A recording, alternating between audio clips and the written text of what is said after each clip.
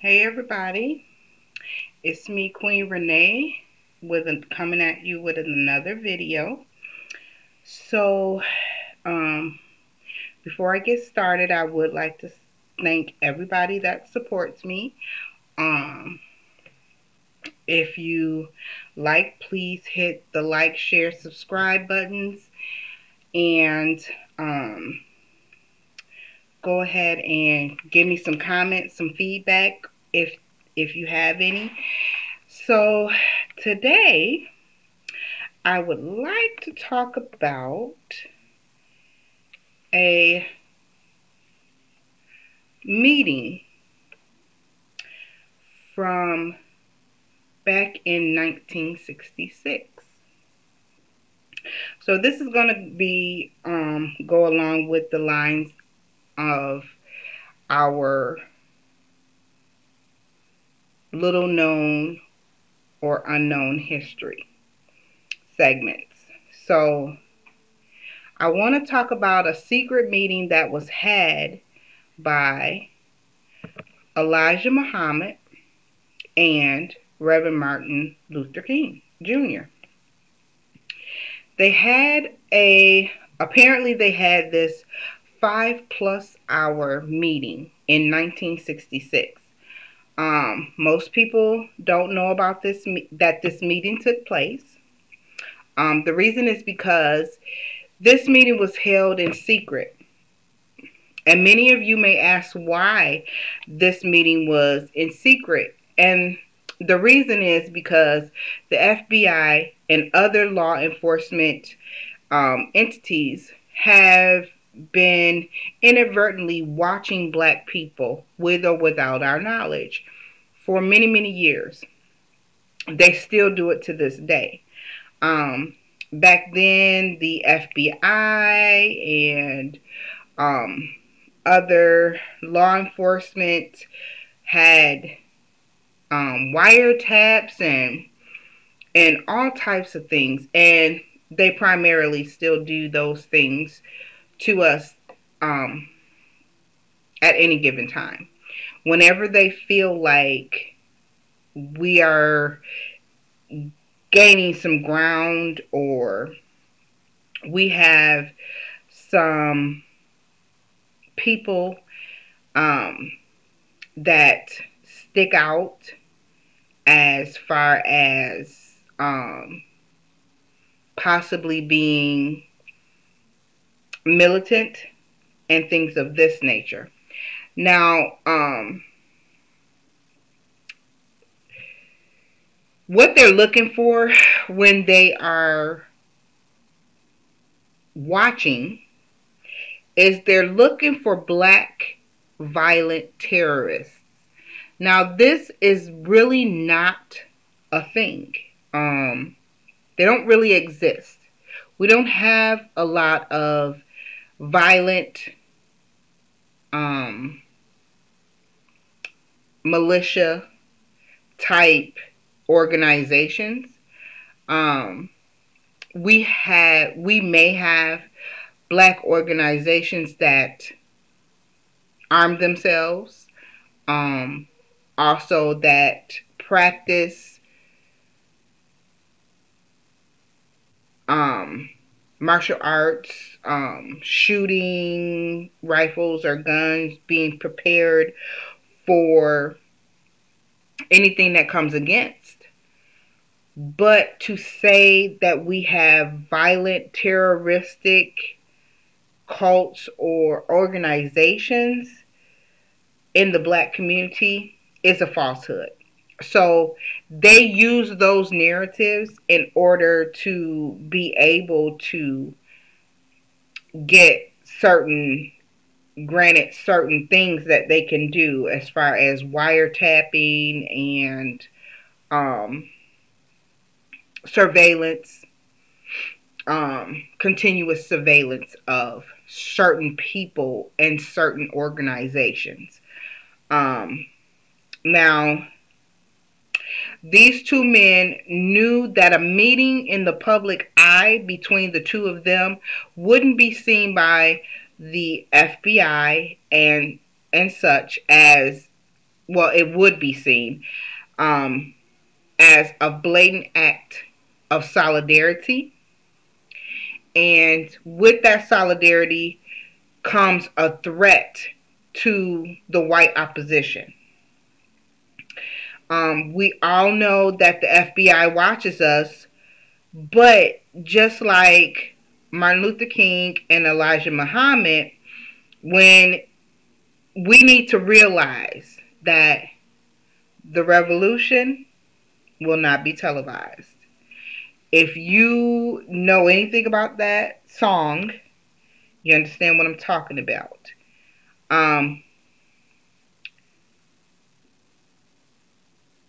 We need to really learn that we can't continuously. My cats are acting a fool right now. Excuse me. But we have to realize that um, we can't always be out here announcing our strategies in the open.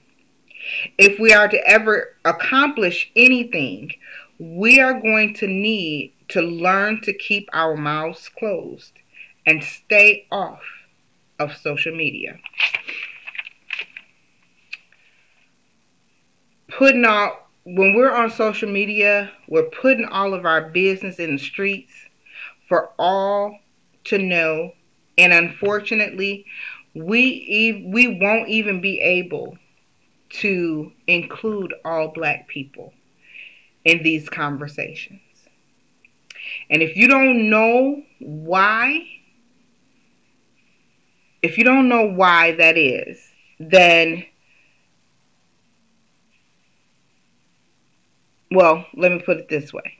If you know why we can't announce everything that we do to all black people, you just know why. If you don't know, then you're part of the problem. The fact of the matter is, we need to be diligent in doing what we need to do as far as coming together as a one and trying to get to a point in our community, in the black community, where we're back like we used to be. Unfortunately, when we were separate, in a segregated community, we had more going for us. Now, some people will say, well, Regina, what do you mean by that? You prefer to live in the suburbs. You prefer to not live in the city, and that may be true.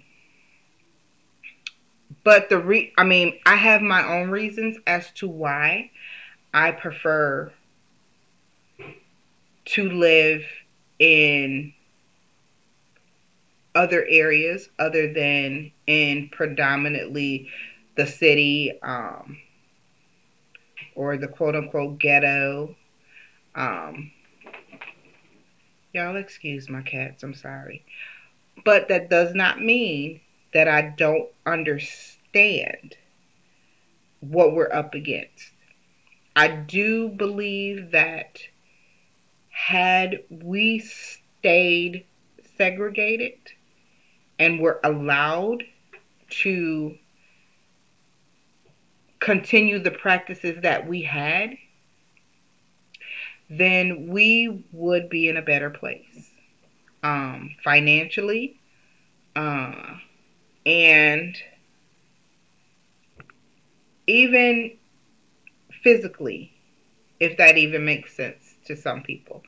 And the reason that I feel like that is because if we were able to stay to ourselves when we had things, when we were in a community that was all black, and it was all black stores, and we had black doctors and black hospitals and black buses owners, black taxis. All of those things that, if you look at the way society is now, every other race of people, every other type of person on this earth has their own situations. They have their own stores. They have their own doctors. They have their own communities. They have their own space. We are the only ones that don't. And when we had our own and we were prosperous and we were doing good, the white elites, the people in power, decided they could not, for whatever reason, they couldn't handle that. And they had to tear it down. They had to make up stories as to why they invaded our communities and they burned our communities to the ground and they killed hundreds of our prominent black people for the sole purpose of trying to annihilate our communities and our solidarity with one another. And they did it. They stopped our growth. They stunted our growth with things like that. So when I talk about this meeting that these two gentlemen had, it was because they saw that they needed to meet in private, in secret, as to not draw attention to the fact that a Baptist preacher and a Muslim teacher, leader, were trying to come together in solidarity. Elijah Muhammad has said this in that particular meeting, according to files, according to what what was produced and what is known about this meeting. He said, "We have one enemy. Let us be of one mind." At that time, Martin Luther King asked him, he said, "Do you really believe that all white people are snakes?" Elijah Muhammad answered him by saying, "We are both from the South. We know that there are garter snakes that are not poisonous. We also know that there are rattlesnakes that are poisonous. But at the end of the day, they're all snakes." Now that's just a quote. That doesn't mean that I have a problem with all white people, because I don't. I have some white friends. Joke. But anyway, I don't have a problem with all white people. I have a problem with white people that believe they are better than me. That they somehow, because of the color of their skin, they trump me and mine. They have the authority to ask a person of my color, do you belong here? To ask, can I see your ID? And you have no more authority than I do. So how dare you feel that you have You have the right to ask me for my ID. I will never understand that. And I say all of that to say, when we get ready to be serious about this thing, the revolution cannot be televised. We need to learn to keep our mouths quiet. And we got to learn a way to communicate other than social media. Because there is a day of reckoning, and I'm not saying it's going to be violent, and I don't want it to be violent. I want us to be able to come together as a community and decide that, you know what, we're going to start our own thing, and we're going to have our own place. We need to try to do that again. I kind of, when I say that, I know that that's not an easy thing to say. It's easier said than done. I'll say it that way, because they're not gonna want to let us have our own. We've tried it before. We have succeeded, but we were attacked. We were attacked, and we're not able to do everything that we set out to do. So I didn't mean for, I don't think I meant for this video to kind of go this way, so to speak, but I knew it kind of would, I guess. But the fact of the matter is, get away from there. The fact of the matter is that we have to be more diligent in the things that we do and what we announce. We're always so quick to jump on social media and start to lay out the plans. I'm sorry, y'all. My cats are acting really crazy. They're always crazy anyway, but anyway. What was I saying?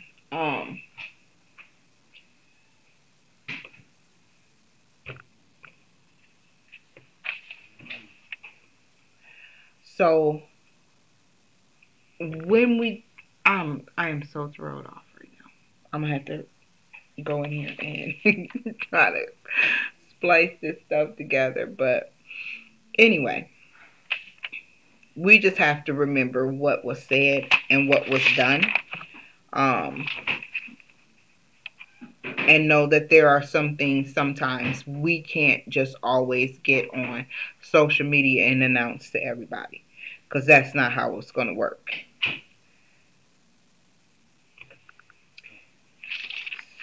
So I hope